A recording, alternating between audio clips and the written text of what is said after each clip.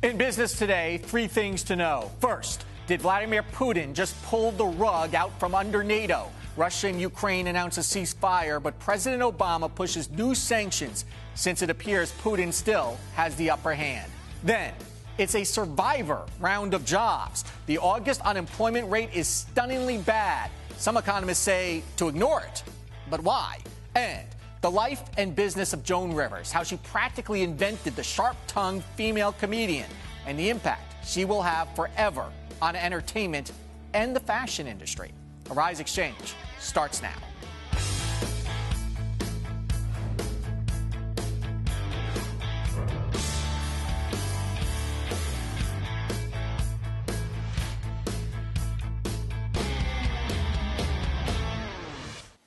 Hello, everyone. I'm Andrew Schmertz. There is a ceasefire between Ukraine and Russian separatists. So for the time being, they have stopped shooting at each other. We call that progress. Under the interim deal, separatists receive amnesty for putting down their weapons, and the regions in question will be granted more autonomy, and the Russian language will be, quote, protected. While the ceasefire paves the way for a possible political solution, negotiations remain a major hurdle. With that said, President Obama expressed cautious optimism. With respect to the ceasefire agreement, obviously we are hopeful, but based on past experience, also skeptical that, in fact, the separatists will follow through and the Russians will stop violating Ukraine's sovereignty and territorial integrity. So it has to be tested. Arise Washington Bureau Chief James Blue is at the NATO summit, which is winding down in Wales. James, they can't solve all of the world's problems in 2 days, but it appears that they've made some progress. Walk us through the ceasefire. Well, the ceasefire is a real development, and it is actually something that is progress, as you mentioned, Andrew. Basically, what happens is they put down their weapons, they stop shooting at each other, and they are then going to work through a sort of list of 12 technical items. As they go through each item, they will continue along the sort of political discord to sort of reach some type of settlement. But we were here with the president of the Ukraine. I was standing just feet away as he announced the ceasefire was about to begin in 30 minutes. And what he really said, and I think this is clear and really key for him, that the settlement and agreement they're about to embark on in the Ukraine maintains the territorial integrity of the Ukraine. Now, what we don't know is whether that means Crimea is back in play as in terms of joining the Ukraine again, but it's certainly in the mind and the eyes of President Poroshenko.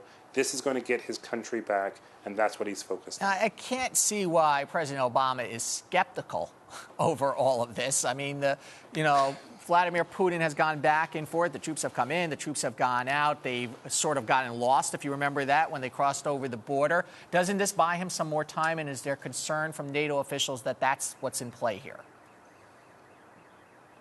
Right. Basically, that is in play. And what the key is, the Ukrainian leader had no other choice. There was very little option. NATO wasn't going to admit Ukraine as a member, although that was something they wanted. NATO, in the words of President Obama, wasn't going to go to a ground war over Ukraine with Russia. And so the president of Ukraine really recognized this was as good as it's going to get. And the hope is that by getting it endorsed at NATO, by the additional sanctions that are coming on, these new sanctions that are going to come on potentially will sort of do some damage. But here's the real bargain, Andrew. Ukraine gets a lot of its natural gas, a lot of its oil supply from Russia. Winter is coming. It's predicted to be a very bad winter. They recognize they got to do a deal. They got to get to some settlement before it turns cold, or their people might freeze. Okay, and so this is a big issue. So, yeah, their hands may have been tied here a little bit. With that said, the President Obama, is pushing a new round of NATO-backed sanctions. Why, and what are those sanctions? Right, and basically these are not necessarily NATO sanctions, it's a military alliance, but some of the major countries in NATO, specifically the EU countries, these again would target the energy sector and the very specific ways to sort of hurt the Ukraine. Now, the president of the Ukraine is coming to the United States, coming to a visit at the White House on the 18th. The hope is that if there is some progress, if there is some sense that they've moved forward on the ceasefire and they are actually negotiating some type of settlement, that the sanctions that have been threatened may not be put in place. I mean, this really is sort of the final swat that would hopefully get Russia to step back and actually come to its senses in the hopes of the West and really deal with the Ukraine and sort of bring it to a political settlement. Real quick, James, you're standing in front of 2 fighter jets. Just give us a little bit of where you are. So I am at the Celtic Manor, which is where the sort of press and the other sort of worker bees were held during the 2-day summit. The actual summit where the leaders attended is up on the hill. It's a very nice castle, but we never got to see any of it. Okay, James. Well, maybe now that they're gone, they'll invite you over for some tea. James Blue, have a good trip back to Washington. Thank you. Turning to the economy, the bottom fell out of the August jobs report. And what is a surprise, the Labor Department says just 142,000 jobs were created. That's the first time in 7 months that fewer than 200,000 jobs were added. Specifically, there was softness in retail and manufacturing. Overall, the unemployment rate dipped 0.1% to 6.1%, but that's in part due to fewer people looking for jobs. All of that impacted the markets today for a short while, but then the Dow Jones Industrial Average finished up, along with the S&P 500 and the NASDAQ. The S&P 500, I believe that's a record, closing up 10.06 to 2,771. Taking a look at some of the stocks we're watching today, Apple is stepping up iCloud security in the wake of that celebrity hacking scandal. Again, don't take nude pictures of yourself and put them online. Apple will alert users via email when someone tries to change a password, move iCloud data, like your nude pictures, to a new device, or when someone logs into an account from an unknown phone or computer. Next week, Apple, of course, is unveiling its new iPhone 6, Apple closing up 85 cents to 98.97. Federal Trade Commission says Google has agreed to pay $19 million to refund consumers whose children were tricked into buying apps. For the record, Google just made $19 million in the time I took to read that sentence. Google up 410. And Solar City says it will open 20 new operation centers in 7 states before the end of the year. The company is already the leader in residential solar panel installment and has tripled the number of new customers since last year. Solar pulling back 87 cents. And a quick look at commodities. Gold closing up, and oil. Price of oil continues to pull back to 93.69. Well, some economists say the August jobs number is just a blip and temporary. Our next guest may not agree. Euro Pacific Capital's Andrew Schiff joins us now with more. Andrew, you read the analyst reports today, and they're saying... Just deleting those nude pictures. Yeah, it's a little too late, by the way. The second you walk in, we upload them to the Arise servers. Some economists are basically saying we should ignore these numbers. What do you think? Well, yeah, I saw Mark Zanni this morning on CNBC saying these are just anomalies. You've got to ignore them. He's been saying that for months, actually, and it is a really bad number that we got this morning, 142,000 jobs created in the month of August. So bad, in fact, that the stock market ended at a record high. But if you yes, they like the bad news. They love the bad news in Europe. Yeah. They like bad news everywhere because it means this is the only place you can put your money. But if you look at where we were in June, we got a great number, the jobs number. We had 289,000. Right. Went down to 210 in July and now 142 in August. Now, that July number was coming in the second quarter after that horrific winter, so everyone kind of expected that. But that really needed to sustain itself if we had a meaningful recovery. But it's also August, right? I mean, I didn't show up to work much. Speak for yourself. Well, yes, I haven't had a chance to really look back at August's past. But I do know that, I mean, if you look at the median forecast, and all these professional economists, that's their job. Right. The median forecast for August was something like 240,000 jobs. The low end, I think, was 200. This came in significantly below that. And what was curious here is, I mean, on one hand, retail went way down, and they're blaming that supermarket in New England. Okay, yeah. But manufacturing got hit hard, even though we apparently had these great auto numbers. So I don't understand the manufacturing, you got to look, it's always skewed by Boeing. You know, Boeing is one of the few manufacturers we have left, and that drives that manufacturing number. If Boeing has a good month, manufacturing looks good. So I think Boeing had a good month. So you always have to take that with a little grain of salt. Bottom line is, you still have to look at the kind of jobs we're creating. Everyone gets lost in the quantity and the number. The number is bad enough. When you look at the kind of jobs, these are part-time jobs. The service sector jobs. The number of part-time and service sector jobs and wages charts. aren't going up. And we really want to see some people get some more money here, right? I mean, you want to see some wage inflation. We'd like to. We'd like to see people get wealthier through productivity gains. Unfortunately, right now, the vogue in Washington is to simply say you got to put more money in people's pockets by raising the minimum wage arbitrarily to $10, $15 an hour. And that's not going to raise wages. And that brings us to this economic inequality number where the Fed says the inequality continues to get wider, a greater number of percentage of, smaller number of percentage of people have more wealth. Your take on that, considering what the Fed has done, which is basically create an asset bubble. It's their problem. I mean, it's what they've created the problem because their policy is to create asset price inflation, push up the price of financial assets, stocks, real estate, bonds. And who benefits by that is the people that own those. Have already the money. Right? Have the money. Interesting. You got to have money to make money economy, and they don't seem to understand that. They think by lowering interest rates to zero, you're going to benefit Main Street. You're not going to benefit. In fact, you're going to hurt Main Street. Anybody living on a fixed income can't get any money at all from their CDs and from their bank deposits and from a retirement account. So, but share buybacks are off the chart. It benefits management because management makes money when share prices go up. It benefits real estate speculators. It benefits stock market speculators. Okay, Andrew Schiff, thank you as always. My pleasure. Coming up, remembering an icon, Joan Rivers, when Arise Exchange comes back.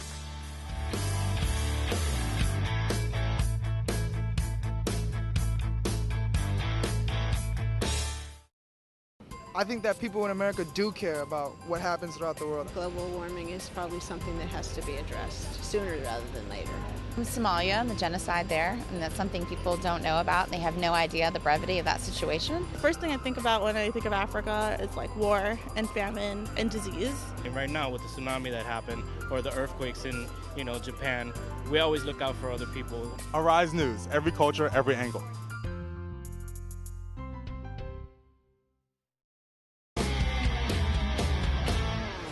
Welcome back to Arise Exchange. Time now for our business ticker. Stories making headlines across the nation and the world. Another black eye for the government's healthcare website. It has been hacked. Hackers broke into the healthcare.gov enrollment site in July. Wonder if there's any naked pictures on that website. They installed some malicious software. Federal officials say investigators found no evidence that consumers' personal data was taken or viewed during the breach. As we reported yesterday, Tesla will build its $5 billion gigafactory in Nevada. Here are some of the deal points. Tesla will reportedly pay no property tax or payroll taxes for 10 years and no sales tax for 20 years. Nevada is also a, quote, right-to-work state, which means Tesla can avoid the unions. However, even with all of these advantages, Tesla CEO Elon Musk says Nevada did not have the biggest incentives among the 5 states in the running, but offered the best opportunity. And Musk had help from none other than an owner of a brothel, Lance Gilman, owner of the famous Mustang Ranch brothel. He is also the businessman whose Tahoe Reno Industrial Center is set to house Tesla's massive factory. It's billed as the largest industrial park in the world and includes major companies such as Walmart, Dell Computers, and Toys R Us. Colorful group of people in Nevada. About 40 states openly allow people to carry guns, including taking them into the supermarket. Well, one group of moms thinks that's a bad idea. The mother's advocacy group known as Moms Demand Action is trying to use the supermarket Kroger's own rules to shame the company. The ads feature a series of striking images, armed shoppers standing next to customers breaking Kroger's store policies. The caption reads, "One of them isn't welcome at Kroger. Guess which one?" It's the most aggressive attempt yet by the group called Moms Demand Action. Their goal, to draw attention to what they say are weak gun control laws. The ads portray what is real, which is you are allowed to bring a loaded assault rifle into a Kroger, but you're not allowed to bring an ice cream cone. Moms Demand Action, which is backed financially by former New York City Mayor Michael Bloomberg, insists it's not against guns or the Second Amendment, but believes people should not be allowed to walk around grocery stores with loaded weapons. Guns rights activists argue the campaign isn't based on reality. These are deceptive ads that attempt to try and paint everybody in a very odd corner, but the fact is they're isolated incidents. In most cases, Firearms are used very judiciously, privately, very quietly. In a statement, Kroger said, quote, "Our longstanding policy on this issue is to follow state and local laws. We know that our customers are passionate on both sides of this issue, and we trust them to be responsible in our stores." The chain is the latest business to come under fire by the group which also mounted pressure on Target and Starbucks. Eventually, both companies asked their customers not to bring firearms into their stores. Hopefully Kroger will respond quickly and we can move on to other companies and other laws and policies. But, we aren't going away. Moms Demand Action says it's spending more than $100,000 on the advertising blitz. The world is mourning the death of an icon, Joan Rivers, the legendary comedian, author, philanthropist, television host, and very successful entrepreneur, died yesterday at the age of 81. For more than 50 years, Rivers also made a big impact on the world of fashion. Known for her keen sense of style, Rivers and her daughter, Melissa, critiqued celebs on the red carpet. Rise Entertainment 360 anchor Shannon Lanier and my office mate joins us now to talk about Rivers. I am asking you every day to come on this program, Shannon. I'm here. And it took now. I'm here. We need celebrities to die for you to come, so I appreciate it. Anytime. All right, Joan Rivers, we know her as a comedian, but she really was a force in the fashion world, and Fashion Week is beginning here in New York. Oh, definitely. I mean, it's ironic that she would pass at such a time, just the kickoff of Fashion Week. I mean, she was iconic in fashion because of the impact she made, not only to the red carpet. She had the whole phrase, can I talk to you? Right. And also, who are you wearing? Everyone now says when people are walking the red carpet, who are you wearing? She started that whole trend and being serious to the people about the truth. She would say, this outfit is hideous, it's horrible, why did you wear that? She would ask that to the celebrity faces. A lot of people would never cross that barrier before. Sometimes she went a little too far, but it was Joan Rivers. She would make a joke and it was okay. And she could get away with it. That's right, because she brought some humor to it. Do you think, because she did this, she was in many ways the face of E! Before the Kardashians were the face of E! Did she sort of make fashion a little bit more accessible to the everyday person? I think she made it accessible because she was saying the things a lot of us were thinking. A lot of these Fashion Week shows, you're like, I would never wear that. Who wears that? Where can you wear it? She would say those things that people are thinking, and that made it real. And also, fashion is something that touches everyone, regardless of the age, and she was able to bridge that gap between the older generation and the younger generation. And that's why her show, Fashion Police, I believe, was so successful. And I think what's really amazing when you look at Joan Rivers is, we keep hearing about this march to youth in the entertainment business, right? You got to be younger and you got to be better looking and all of this. Yet she, as well as actresses like Betty White, have defied that. Their best years, in many ways, have been in their older years. Yeah, she had a resurgence in her late 70s, and then once she won The Apprentice, she was able to get back on her feet, and she didn't stop there. And then Fashion Police came, and she's been rocking ever since. I mean, that's one of the things that she always talked about, is how she proved you can work at any age, and you just got to stay on your hustle and stay out there and never stop trying to achieve your dreams. And she was more than a comedian, and she was more than a television commentator. She was a conglomerate. Oh, yeah. I mean, she had all the things she would sell on television, her jewelry line and different things. And plus, she had 2 books out. I mean, her most recent books, they, more than quadrupled in sales. They went up 17,000%. That's amazing. And since she died, yeah, one of her books that was 9,000 something on Amazon's bestseller list is now #2. I mean, her sales are going up, and some of her products are going out the roof now, and people are trying to buy them. So she's going to be one of those people that are definitely still making money after she passed. Okay, Fashion Week has begun in New York. Yes. This is a huge deal to the industry. Put us in context for it, where it compares to the other fashion shows of the world. Well, I think this is one of the first Fashion Weeks that kind of kicks off Fashion Week, besides Couture Fashion Week that just passed. I mean, this is the first one. Then you have London and Paris and Milan, and this is one of the ones that I think is the more tamer of the Fashion Weeks, because a lot of the other Fashion Weeks, they're very over-the-top, elaborate. One of those outfits we talked about, where would you wear that? That would happen in some of the other fashion shows. Here in New York, you'll see a lot of the same fashion on the runways and also in the red carpet and coming award shows. And this is actually a serious deal for the designers, meaning it's not just a show. They actually make deals here, don't they? Oh, yeah. You see in the front row not only celebrities, but a lot of buyers and media moguls in there trying to make sure they have clothing for their talent, make sure they have clothing for their stores. You see a lot of the head shoppers of various big stores at these shows because they want to know what's coming out, what's going to be hot. And this, again, is the Spring-Summer 2015 collection. So we're looking ahead on what's going to be on the store racks. You going to be on the runway? Oh, I'm going to be on the runway. I'm actually going to be in a show. That's what I heard. Next Tuesday, I'm going to be learning how to walk, how to smize, they say, with your eyes. I'm going to learn all that stuff and walk the catwalk. God help us. You have a little bit of Ben Stiller in you there. Exactly. I'll be channeling him in this week. Shannon, Lanier, thank you so much. Have a great weekend. Thanks. Coming up, why a former Navy SEAL is our favorite person of the day. You're watching Arise Exchange.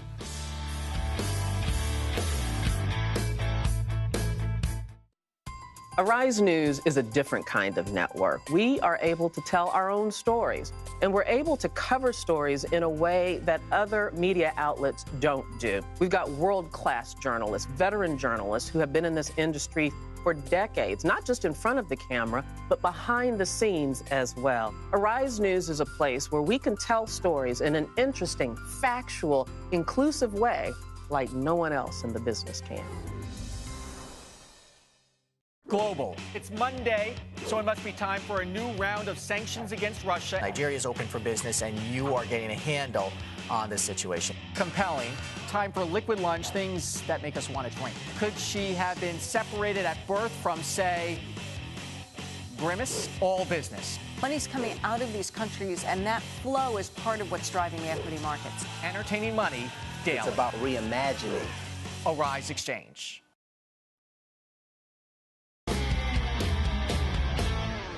Time now for our favorite person of the day, when we pick one person who grabbed our attention, and not so much for the right reasons. Today, it is an ex-Navy SEAL turned TV personality who may have lied about being shot in an Akron, Ohio mall. Christopher Heben, who served in Iraq, Afghanistan, Africa, and Pakistan, is a frequent commentator on cable news programs appearing on CNN and Fox.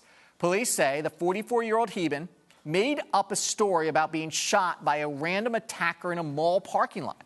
He claimed he lost his wallet, then got into a confrontation with three men, and then one of them shot him. But it gets better because he embellished the story. He then claims they chased the men while bleeding from the stomach. Heben told police he plugged the bullet hole himself with his finger so he wouldn't bleed to death. Heben even posted pictures of himself on Facebook. However, police say none of this happened. They claim Heben has changed his story during interviews and that his cell phone records show that he was not at the mall at the time of the attack. Police confirm he was shot, but how, they do not know. Heben stands by his story, though he has been charged with forgery in the past. And so, Christopher Heben is our favorite person of the day. Coming up, it's amazing what you can do with chicken fingers. We'll meet two entrepreneurs who will show them to us. You're watching Arise Exchange.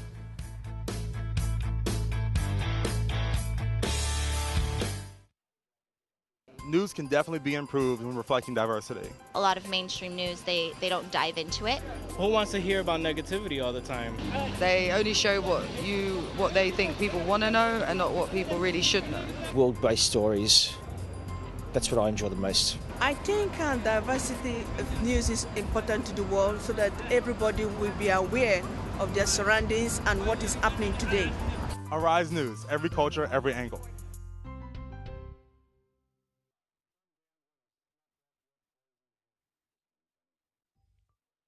Now we're in a global, interconnected world. Business news no longer stops when the markets close on Wall Street. And what we've discovered over the past few years of the financial crisis is that events and news that happen even in the smallest countries impact the United States and the world at large. As we bring together experts and analysts and thought leaders and CEOs and companies across many industries to not only provide the macroeconomic view, but news everyday people can use.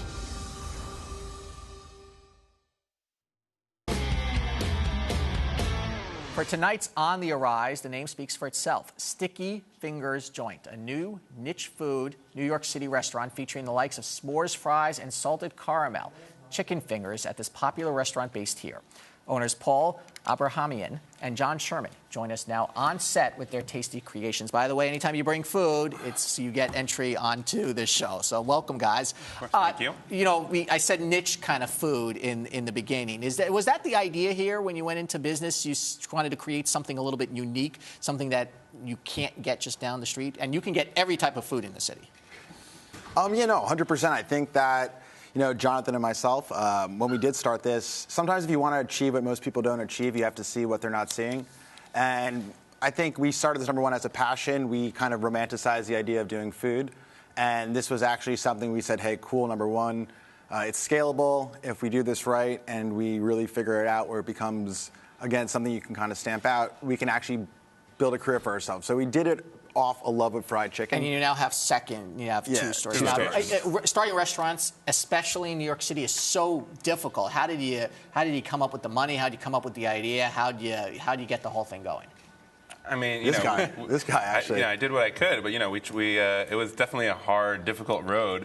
I mean, whatever money we first put in, obviously it was like not even close to what we really needed to get it up and running. And yeah, I mean, there's a lot of, the first 6 months were a little bit up and down, but, we kind of stuck at it and slowly but surely figured out how the game works and, just trying to constantly learn and be the best operators we can. Okay, so tell me about some of the things on the menu and how you came up with them. Yeah, definitely. So I actually had been living in Brazil and then China briefly. And so I came back and I told Sherman, who I've known since middle school, dude, we got to do this chicken finger idea. And he was just like... He's like, what? He was like, no. We talked about it. Yeah. We talked about it for a while. So literally, we just jumped in the kitchen. I bought a deep fryer at a flea market. And we started cooking at parties and just having a good time. That's how I hear it often begins, is people start going to parties and doing some catering and then getting enough of momentum behind you to open up a store. Yeah, I mean, that was, we, at first it was just like in our apartments, but then, yeah, we did a couple big parties and, had a lot of people trying the food, and we just got such positive feedback that it was kind of enough. So tell me about a s'mores chicken finger. That sounds like two food groups that don't really go together. Actually, on the secret down low, if you wanted to make a s'mores chicken finger, you could, but it's actually a fry dish that we have at our second store. But also at the second store, you can build your own. So we have s'mores fries on the menu. If you would like to build a s'more finger, I'd love to invite you to come eat it, try it. You can be the first one to try it, because I haven't tried it yet. I'm sure it's pretty good. But I mean, one of the things that we've started experimenting with that other people are maybe scared of is the whole idea of salty and sweet and how it just amazingly they work together. And so, we put from day one, we put this salted caramel finger on our menu. And a lot of people would come in and caramel and chicken, I don't know. And then everybody would try it. Everybody loved it. Yeah, that's a theme often, isn't it? To try to put food groups that don't normally fit together, and you'd be surprised what people come up with. Well, actually, it's funny. So, I actually never really traveled when I was younger. When I did travel, I realized how similar all the food is in the world, but with its own unique kind of twist. And that's really what we're doing here. We're just elevating an awesome product, which is, again, people eat fried chicken everywhere. Absolutely. And looking at the flavors. And chicken fingers in the city are huge. So, yeah, what do we have here, by the way? Okay, so this is our French onion supreme. And basically, that's our homemade French onion crema. We have thick-cut bacon bits. We have chives. And we also have deep-fried scallions. Excuse me. Deep fried onions. Literally, we need sleep. Second one, poppers. Well, you're in the restaurant business, so I imagine. We close at 4 in the morning. And you're there all day, right? All day, and we have two stores. Yep. Buffalo balsamic maple blue. So we make homemade buffalo sauce with aged balsamic and maple syrup, and we put. So maple syrup is part of the sauce. Yeah, we make all the sauces homemade, and so we actually just did a menu change. So we took off 4 sauces, but how many? 16 now. I think we have 18 different sauces. So we're home making these sauces. So it's So this doesn't fit into the health food craze, but I think some of the most successful restaurants that are in business right now in New York are sort of comfort foods. Actually, well, you know what? Yeah, 100%. It is comfort food. You're going to tell me this is healthy? Well, look, it's pure protein, and so there's no skin on it. So we've learned from a lot of our customers that some of the biggest health concerns that come from fried chicken is the actual fact that there's skin on, when everyone loves skin. And secondly is that the oils that people use, there's a lot of different oils in the market. But the point is, so what if it's not entirely healthy, right? Well, we offer grilled as well. Okay, right. Yeah. You offer grilled and you offer some options, but you want people to come back, but you also want a whole bunch of new people. And talk to me a little bit about the marketing efforts. How do you get the word out there besides doing television shows? I mean, we actually got lucky and we did this big show on the Food Network before we opened our first store. It was called 3 Days to Open with Bobby Flay. From that, we actually got a spot on the Chew on ABC, which was great. But other than that, it's been mostly guerrilla marketing, getting word of mouth. And a lot of people have picked it up, and kind of caught on to it. It's definitely also the product, and one of the cool things I actually think about Stickies is there's a certain vibe. Like, I don't know if you guys have ever seen the interior of the first location or the second location, but it definitely is an experience, from like the music to the people. And again, people aren't going to come to us and eat our food because they think we're cool or fun or whatever it is. It's the food that speaks for itself. Like, the chicken is awesome. But I mean, either way, you know, every day I see somebody come into the store, and whether they're taking a picture of the food or they're taking a picture of the art on the wall, it's just like, oh my God, look at this. Well, John, I've never seen this before, and they're sending it to their friends. Thank you. And one of the stores is right in Murray Hill, right down the road from us. 33rd and 3rd. Right on the corner. 33rd and 3rd. Okay. Thank you so much. Awesome. Thank you so much, man. Thank you. Next week on Arise Exchange, Nigeria's Access Bank CEO stops by here to talk about why Africa continues to grow and Europe continues to shrink. I'm Andrew Schmertz. Thanks for watching Arise Exchange. Have a very good weekend.